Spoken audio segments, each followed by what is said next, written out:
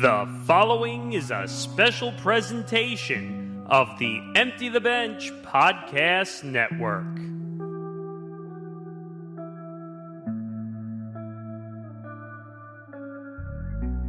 Welcome to Tough Enough, a recap and breakdown show from the MMA Outsiders, following every episode of The Ultimate Fighter Season 32. Team Grasso versus Team Shevchenko, presented by Playback. And now, here are your hosts, Tom Albano and Zain Bando.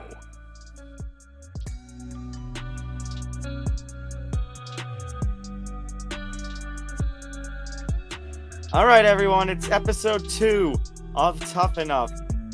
The Ultimate Fighter Season 32, Episode 2, now officially in the books. Tom Albano along with Zain Bando here from the MMA Outsiders here on the Empty the Bench Podcast Network. And Zain, I mean, that was an explosive finish.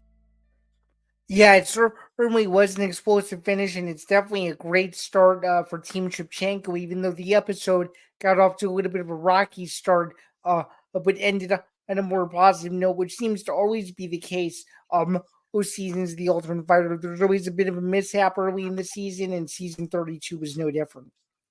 And there was a little bit of a mishap when it comes to our latest episode, I guess, too.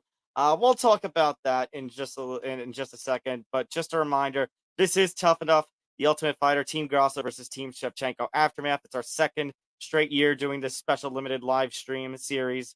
You know, last year we did with Season 31, McGregor and Chandler. We'll talk about them in just a second. We're streaming out to our YouTube channel on the ETB Network and as well to the social media feeds for the MMA Outsiders and the ETB Network. So make sure that like button, and don't forget to hit subscribe if you're watching on YouTube, or follow on social media. You can follow us on social media at MMA Outsiders ETB and at ETB Network. Make sure to go to YouTube, youtube.com/ETB Network for more shows from the Empty the Bench Podcast Network, including our own, the MMA Outsiders. We just passed 750 subscribers. We're continuing that climb. Obviously, this is a live stream show, so you don't get the audio version, but listen to the MMA Outsiders and the rest of the ETB Network wherever you get your podcast. But there's this small caveat that I guess you could YouTube Premium. Yes, I know. With YouTube Premium. Yeah. Yes. There is that small caveat. So you can have your audio only feeds on either YouTube or wherever you get your podcasts. And of course, don't forget to go to etbpodcast.com, where this guy and all of his blogging contributors are just pumping out content left and right. It's true. And on the way soon, and a ton of NFL content, and especially so stick around on the etbpodcast.com literally every 72 hours because there's always a new story up, and it's always super consistent. So stay tuned for so much more as we get closer and closer to the NFL season. But let's get back to business at hand, which is the special live stream edition of Tough Enough. But before we get into that, I just want to remind you guys who I am. My name is Zain Bando. I'm a staff writer several places, including MMA Knockout, with BJ Penn, The Sporting News, and so much more. And of course, Tom to my left, you know him from MMAnews.com, Inside MMA, and of course, the right-hand man for all of your PFL results needs on the PFL website, as he will be busy covering PFL Connecticut, which takes place on Thursday. So your week went from being kind of light to really busy really quickly. Am I right? Am I right or am I wrong? No, you're right. I mean, we had Newcastle last weekend, and now we have the second half of the PFL regular season on the global end. So it's going to be a busy June for me. And of course, the Empty the Bench Podcast Network, including Tough Enough, the MMA Outsiders, everything here at the network is presented by Playback. Watching sports is more fun with others, but we spend too much of our time watching alone. Playback is a virtual space where communities can stream live sports together, with everyone perfectly synced up. Creators can hop on stage, deliver their own play-by-play analysis and commentary, and invite viewers up for Q&A. Playback makes watching sports fully interactive and a social experience. From playing fantasy sports, repping your favorite players and teams, and watching with the commentators and communities you care about. Win or lose, sports are best enjoyed together. The NBA Finals are on the Empty the Bench Podcast Network. Join us on Wednesday, June 12th for Game 3 as Luka Doncic, Kyrie Irving, and the Dallas Mavericks take on Jason Tatum, Jaylen Brown, and the Boston Celtics. Join our community by going to playback.tv/ETB Network to find out more, including our live stream schedule.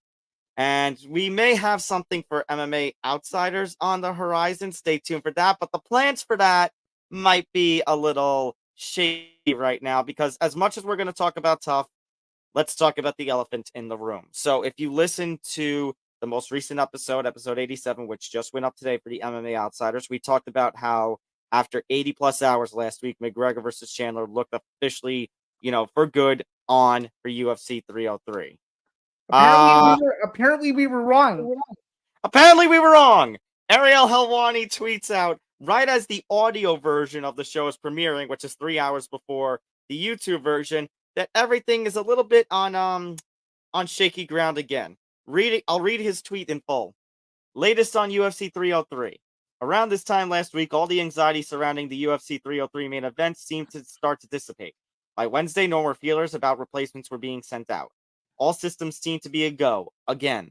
Later in this week, Chandler did an interview with The Pivot about it being all good, and on Saturday, UFC was promoting it again on I believe it was an ESPN Fight Night telecast, not ABC. Unfortunately, you're right.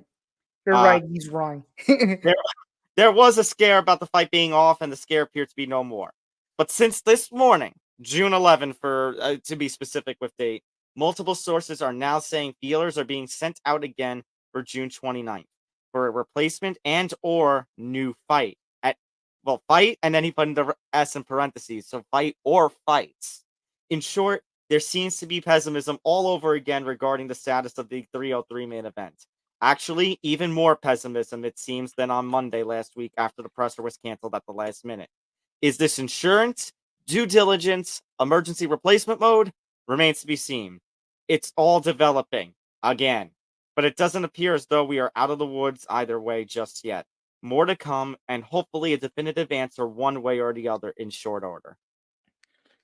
Well, in reading that tweet, the first thing that you can think of is, oh shit, this is UFC 279 all over again. Yeah, like this is not good. And this time it's not about any sort of weight miss. And Zain, the fact that it's happening for a second time means 18 days out from the fight. We have 18 days to go until UFC 303 is supposed to happen.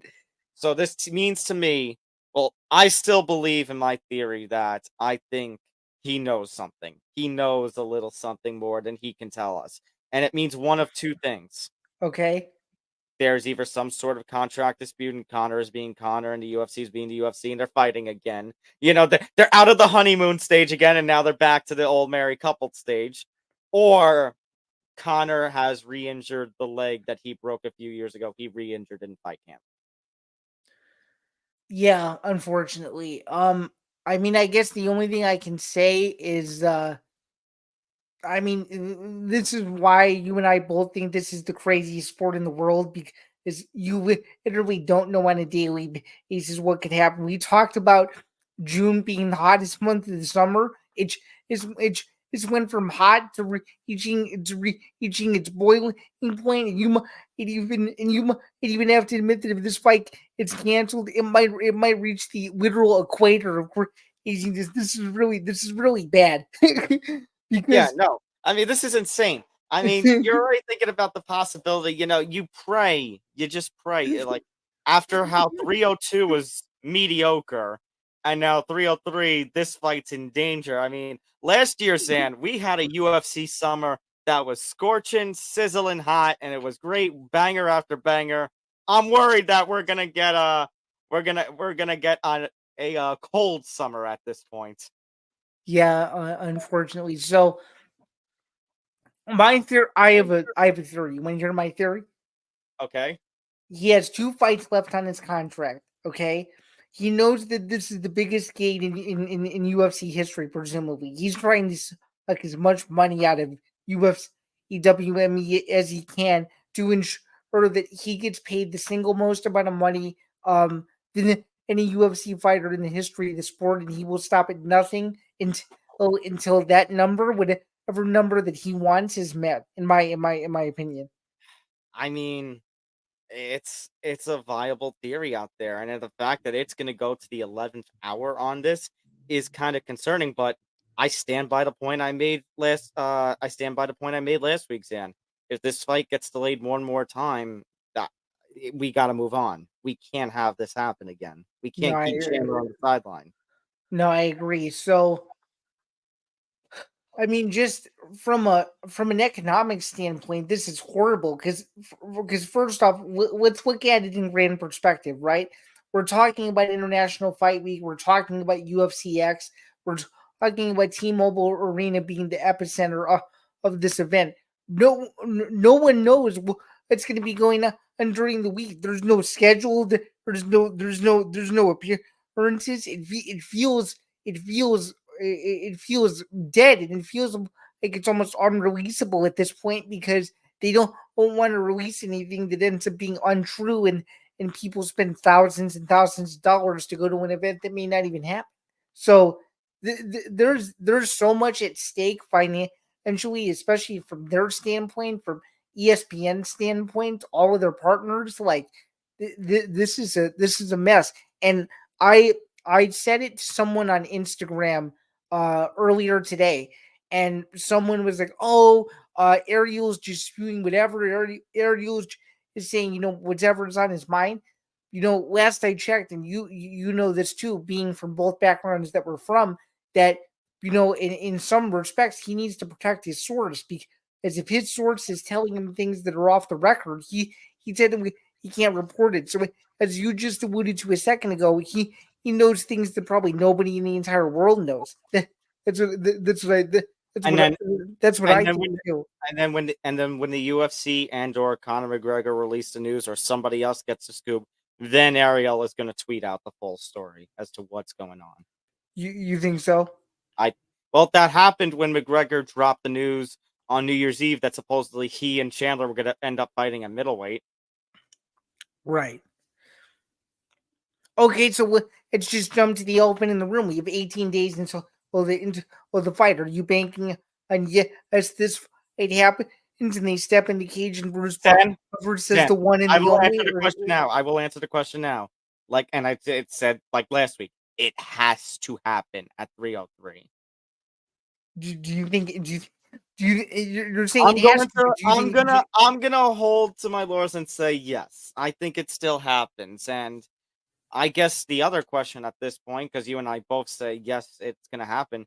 If it doesn't, do you think they're gonna go with the Max Holloway idea as a fill-in for either guy? They probably will, but if you think about it from a stylistic standpoint and a matchup standpoint, it just makes no sense at all. Yeah, no, but the fact that he's the BMF, and actually, Zan, to add to that, add in the fact that we haven't seen Max Holloway compete at welterweight, and there were already a little bit of concerns about him looking at lightweight. That's a 10-pound jump from featherweight to lightweight. This is going to be a 15-pound jump if Holloway really fills in. Okay, tell me if this is a wild card out of left field idea, but do you think they move Aspinall versus Pavlich to the main event of 303 as a last resort if they can't get something You done? can Aspinall blades. Aspinall blades, yeah, just because assuming that they're still in camp and it would be a last resort. They'd have to give both of them a lot more money. Mm-hmm. I don't know. But considering it's heavyweight and there's not a lot of weight cutting going on there, maybe a possibility. Yeah, even though it's not the sexiest main event of sorts. Did you see your boy Magic MMA Bets and what he tweeted out? Yeah, I did. Yeah, The idea that maybe Potan and Jiri could do their light heavyweight title rematch on a couple of weeks' notice. Oh, Alex Pereira would be totally down for that. Do you think Jiri Oh, yeah, absolutely. will be UFC? I like to say I may be out of desperation. More than likely, but then that probably means that Salt Lake City, assuming that's where the October pay-per-view is going to be, will more than likely be stuck with the Raquel Pennington main event then probably. So, I mean, yes, but it's not. But you've heard the news that I should say news, the rumors that supposedly they're going to jump Pena for Killer Harrison. I've heard from some pretty credible sources that it's like 90% close to being like confirmed. That would Because be a huge opportunity in Kayla Harrison's lap. oh, for sure, absolutely. All right, let's get Oh, off of this. before Yeah. before we move on, I just wanted to get your 2 cents and my 2 cents. If you are someone holding hotel rooms and holding tickets, do you hold them, or do you sell them? What do you do? I say hold because, worst comes to worst, you're still going to a UFC card. You're still going to fan access. It's still a weekend in Las Vegas. I say hold. I would keep it to, especially considering that no matter what, you're going to at least get some big fight as the main event, even if it's not the biggest star in the sport. That's my And that's and my we've seen like we make fun of Apex, but we've seen some cards that we say, oh, this is going to be total bleep, and then they all of a sudden bang, and they're incredible. It's true. I mean, and you could argue that if the China event wasn't canceled, that the Tyra Perez fight would have been in a stadium somewhere overseas. You never know. So you're right. So that's why hold, relax, and worst comes to worst, like I said, maybe this is because for somebody who doesn't do a lot of traveling, you going to Vegas? Come on, Agreed. And come as on. someone who has been to Las Vegas for a UFC event in person, literally, I can tell you that no matter who is fighting in the main event, it is an absolute blast. That's for sure. And the T-Mobile Arena is going to be rocking no matter what. So, yeah, I'd hold. Don't worry, just pray to the literal MMA gods that something even worse doesn't happen. So yeah, Knocking on wood. All right, let's jump into the episode itself. So the episode starts with Omran and Shamdakan. They were told that they were going to fight in the first middleweight fight of the season. We saw a little bit of talk about their relationship, that the two of them share a faith and they pray together. And they talked about a little bit of the awkwardness that, unfortunately, they're going to have to see each other as enemies until this happened. So the footage goes to fight night all of a sudden. Like, wait, what? And you know this from the past season, Zan. When they go to fight night very early on in the episode, something fishy is going to happen. And absolutely. unfortunately it did. Unfortunately, it did, and it happened in the worst possible way. So, essentially, for those of you who don't know, in season 31, Tamir Valiyev fought Trevor Wells, and that fight was postponed due to the exact same scenario. And just to clarify, it was Valiyev who had the cold sore, right? Yeah. It So, was Valiev who had the cold sore. And I was very sad because when I heard Valiev versus Wells, my heart started thumping. I'm like, oh my God, I wanted that fight. And I was forced to wait because of yeah, yeah. So essentially, the same thing happened here. Amran suffered a cold sore, so the Nevada State Athletic Commission came in and essentially said we ran some, and the doctor did not clear you to fight. They talked to Valentina and Alexa about it, and just knowing Valentina and Alexa's rivalry history in the cage, I thought it was very, very cool of them and classy of them, and it's truly respectful that they both understood that fighter safety comes first and stuff like that, because we've seen other seasons where coaches try to accuse other coaches of protecting their fighter. Mhm. There was none of that here, and I thought that I mean, that was very honorable. What did you think? yeah, very honorable. But I mean, even Valentina said it. It's a commission decision. When the commission's stepping in, I know there can be those little conspiracy theories, but when the commission's stepping in, then it doesn't matter if you're Valentina Shevchenko, Alexa Grasso, Dana White, you're not getting around them. Right. Maybe if you're Conor McGregor. Considering that McGregor didn't show up to half of his training sessions last season, yeah, you're probably getting around that. So when the commission is stepping in, there's nothing you can do. So I mean, four-letter word that starts with S always happens. yeah, so yeah, as you just alluded to, that exactly happened. And So you know what?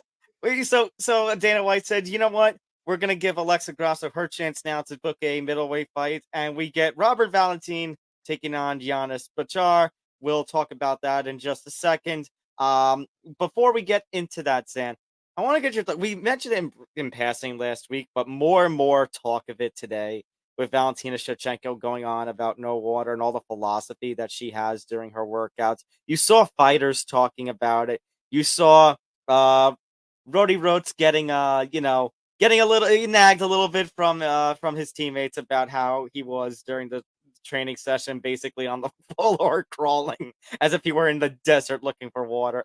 What are your thoughts on this no water during workouts policy? I don't agree with it, but and again, I'm just some dude that talks about the sport. I'm not a professional fighter, and clearly Valentina Shevchenko is the greatest flyweight of all time. So she must be doing something that works for her. You know what I mean? I mean, I understand, with the mind and everything. And like I said last week, I've done interval training and reverse interval training where it's go, go, go, and you don't really get too much of a chance until the Mhm. interval is done. So I guess, Very similar to what I've done in the past with my own therapy sessions too. So I get it. Yeah, yeah, yeah. I totally but get so I kind of get in the warrior mindset and everything. But at the same time, I mean, it. yeah, I need my water. I talk for a living. I need my water. I talk for a living in multiple regards. There you So go, right there. There's the water too. cheers.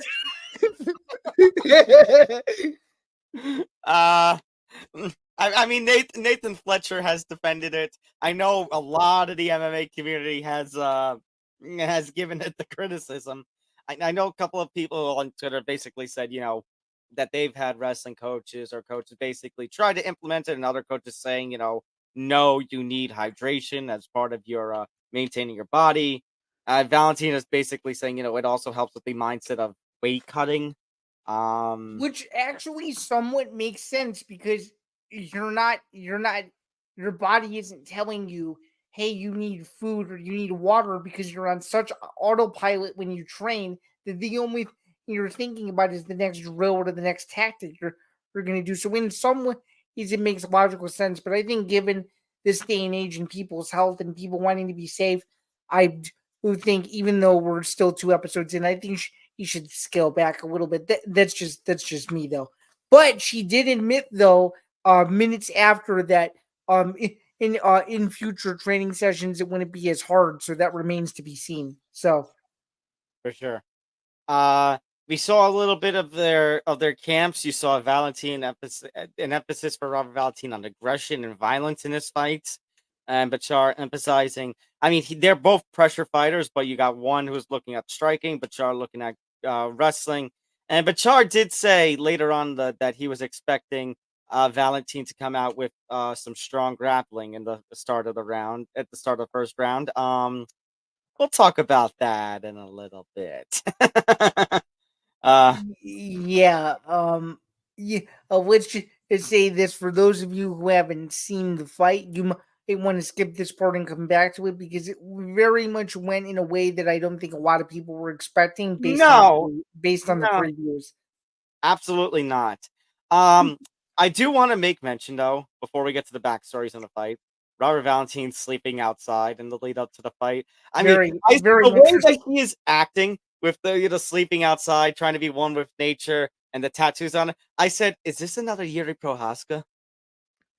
Yeah, that was my first thought too, and I just like how he like just has his way about him that like he's essentially a savage and that he will do whatever it takes to be the best version of himself, even if it means taking calculated risks. And it's almost like he just kind of knows, like, hey, it's good for my immune system. I'm going to keep doing it, but definitely one of the most unconventional methods of preparation, probably in ultimate history. Maybe ever since you got it all the way back to season one when Diego Sanchez thought it would be a good idea to do yoga while everybody else was partying. So, very, very unique. Yeah, yeah, I remember that. You know what? I paid off for Diego Sanchez. That's true. Although, later in his career, in the most unfortunate ways, it may have messed with his mind, but that's a story for another day. Yeah, So, he's a completely other story. Speaking of stories, what did you think of the backstories of Giannis and Robert? Oh yeah, I mean these two guys are studs. I mean, just looking at Picard's highlights, and him like doing his best to realize his dream, and saying that he's done everything he's needed to do, and he feels that the Ultimate Fighter is the best path to the UFC. Well, I thought his backstory was very interesting, and it's cool how much of a family like a family like attitude he as towards MMA, and how much he's willing to sacrifice for those at home. I thought it was interesting. What did you think? Yeah, he definitely, you saw the sacrifice that he makes. You saw the family focus. And I feel like, he's just a really down to earth kind of guy. I th- he's too, and it's almost like he's someone that you want to see do well, but you also know at the same time that if he doesn't put together a win streak, he may have to think about doing something else, either combat related or something else outside the combat sports too. So he's almost like a guy that you want to root for, but you're also nervous for him at the same time. So Hmm. All right. And then Robert Valentine, I mean, like we just talked about, the warrior kind of mindset. And I love that in Yuri, and I love that. And I love that in Valentine here. Just how crazy it seems like he is. But he's just, you said it before, as the kids say, he is him. He is he, himself. he, And he's not unapologetic about himself. And I actually like that. He really is. Not only is he not unapologetic of himself, but he's a man of very few words, which I appreciate too. So Absolutely. And that's because he does the talking with his action inside the cage. All right. I forgot to do it last week because last week was our premiere and I had to relearn everything. Okay, I'm going to do it again. You're going to have 5 seconds. If you didn't see the fight, turn away now.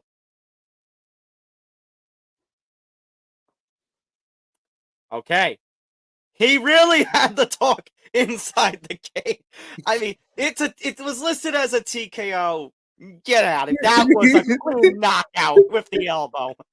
oh, 100%. That's in the. I'd have to rank a list of the top 50 knockouts in Ultimate Fighter history, but that is without question the newest addition to the list. What did you think? Oh, it was spectacular. It really was one of the greatest knockouts that I've ever seen. We've had the spinning back kick. We've had Tony Ferguson's highlight. This is up there too, especially with the modern. Like I know last season we started with a bang. We sort of was in like a 7-second knockout, and That now sounds this right. Yeah.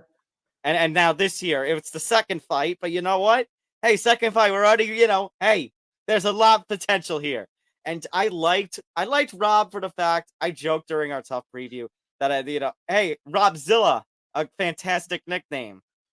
He's more than a nickname here. This episode really highlighted Robert Valentine, and it really made you, I would hope, really like him because he is something that he's somebody that after this show could get a lot of opportunities. I like him too. The big question is going to be going into his next fight is, will someone obviously prepare for trying to take him to the ground, and if they do, how will Valentin fare off of his back, which is something that I don't think we've seen yet. So that'll be interesting. So Absolutely. Now, I believe we are going to do the middleweight fight in a couple of weeks, the one that got held off between Amran and Shamdakan. But since we did a weight fight this week, we're going to go back to the featherweights next week.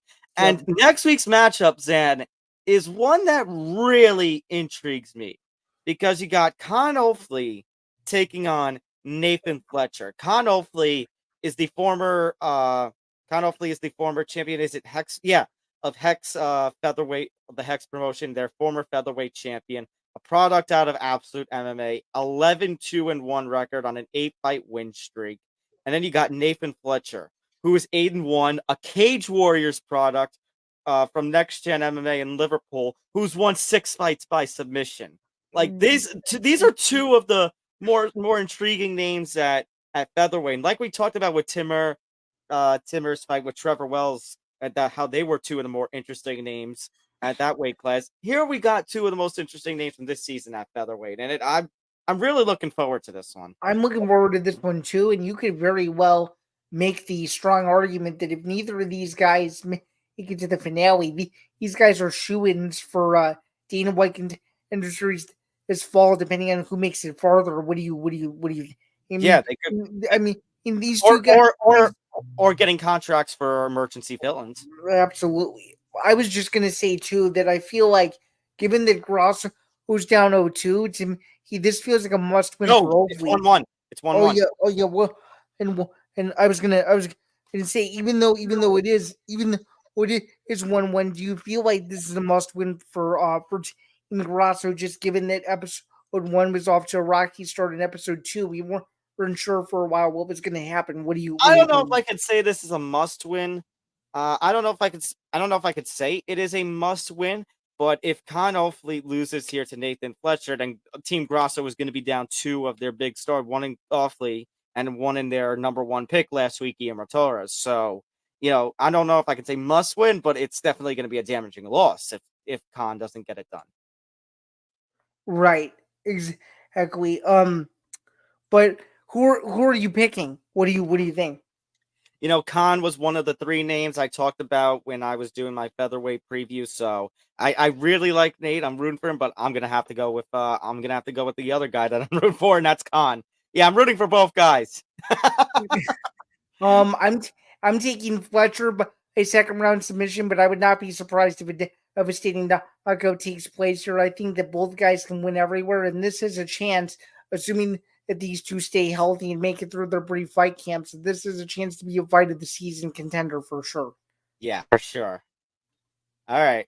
That's going to do it for this edition of Tough Enough. Again, make sure to hit the like button, subscribe on YouTube. If you're watching on our social media feeds, hit that follow button. Don't forget to go to youtube.com/ETB Network to subscribe. Make sure to listen to our normal show, the MMA Outsiders, wherever you get your podcast. Episode 87 just dropped.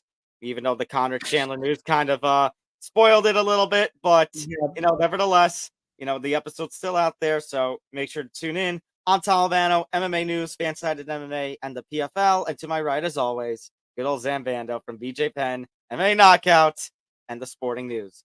And of course, you can find his work with the rest of the contributors of the vlogging site on etbpodcast.com. Because he heads up that content place, and there's just content after content. And of course, shout out to Playback, the official sponsor for Tough Enough, the MMA Outsiders, and the rest of the Empty the Bench Podcast Network. All right, for Zan, I'm Tom, and we'll see you next week for episode 3 of season 2 of Tough Enough. Take care. See you guys soon. Take care.